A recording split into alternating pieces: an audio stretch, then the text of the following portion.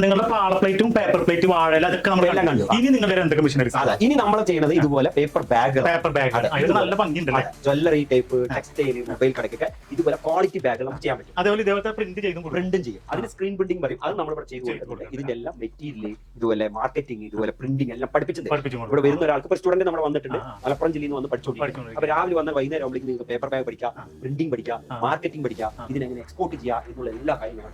അപ്പൊ അതായത് paper bag എന്ന് പറയുമ്പോൾ ഇത് മെഷീനാണ് അല്ലെങ്കിൽ മാനുവൽ ആണ്? അല്ല, ഇത് 50% മെഷീൻ, 50% മാനുവൽ.